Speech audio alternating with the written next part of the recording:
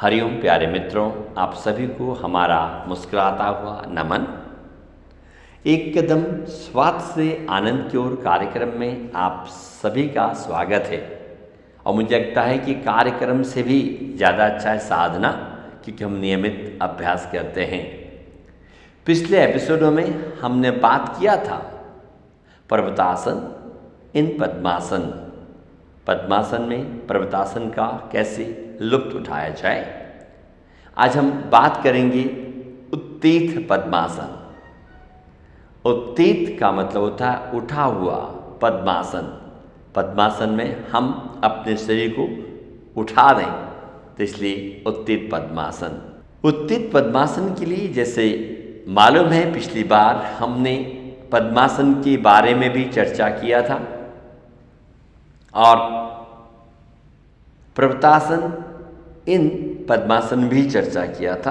तो अभी हम ऑलरेडी पद्मासन में बैठे हुए हैं। तो जैसा कि पता है कि पद्मासन में आने के लिए हम लोग दंडासन में रहते हैं हमेशा, है ना।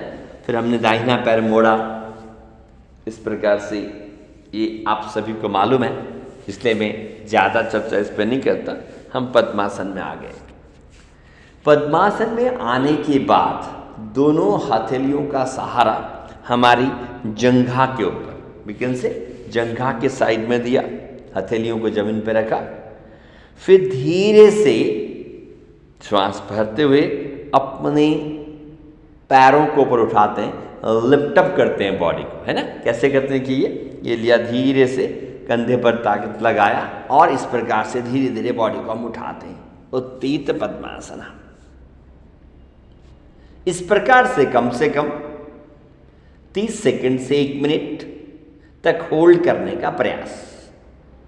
जब आप अपने शरीर को उठाते हैं तब शोल्डर्स एकदम ऊपर उठ जाएगा। बॉडी को ऊपर की तरफ उठाना, अपने घुटनों को भी जितना ऊपर उठा सकते हैं ऊपर उठाने का प्रयास। कम से कम 30 सेकंड से 1 मिनट होल्ड करने के बाद जिस प्रकार से हम आसन में गए थे उसी प्रकार से धीरे धीरे आसन से वापस आएंगे।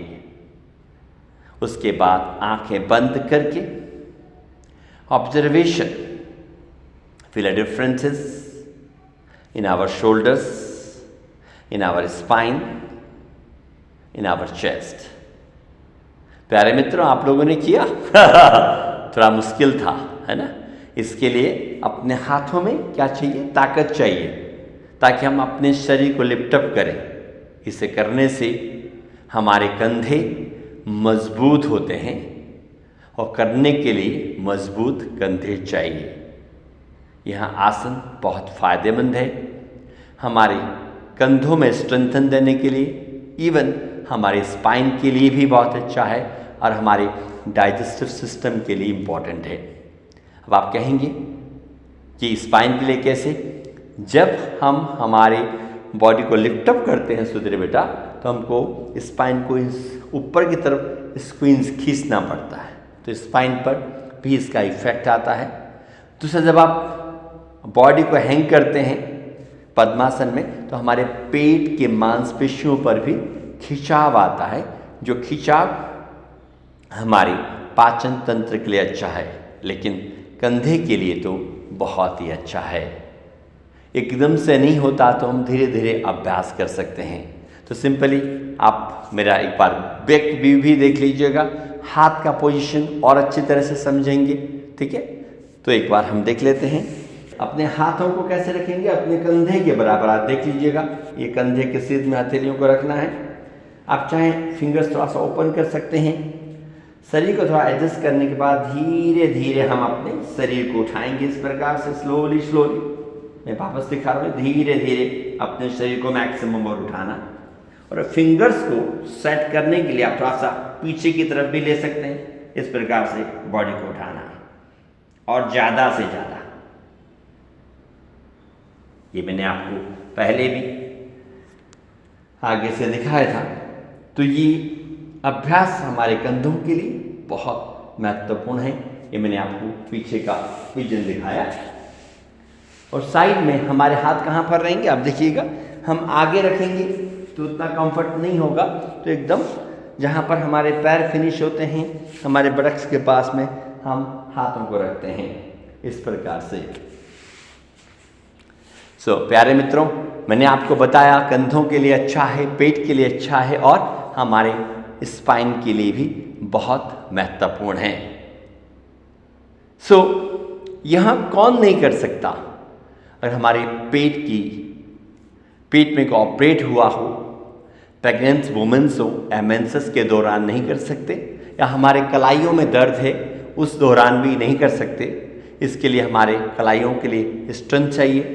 उसके लिए हम योगा फॉर आर्थराइटिस मुष्टिका बंद कर सकते हैं ताकि कलाई भी हमारी मजबूत हो।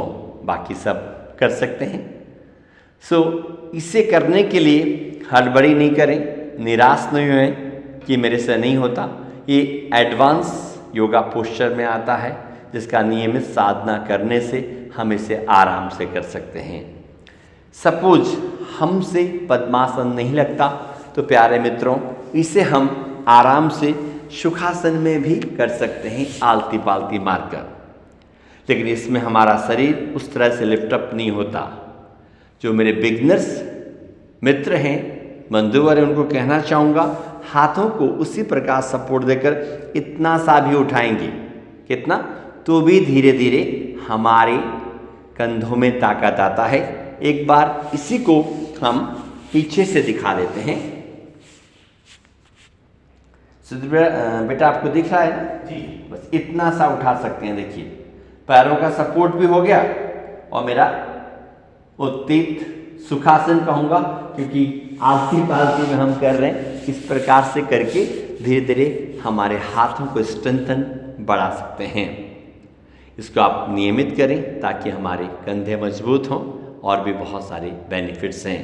कहने से ज़्यादा करने में फ़ायदा होता है, इसलिए कहते हैं ना योगा करना ही है। आप नियमित अभ्यास करें, स्वस्थ रहें, मस्त रहें, आनंदित रहें। आप सभी का बहुत बहुत आभार।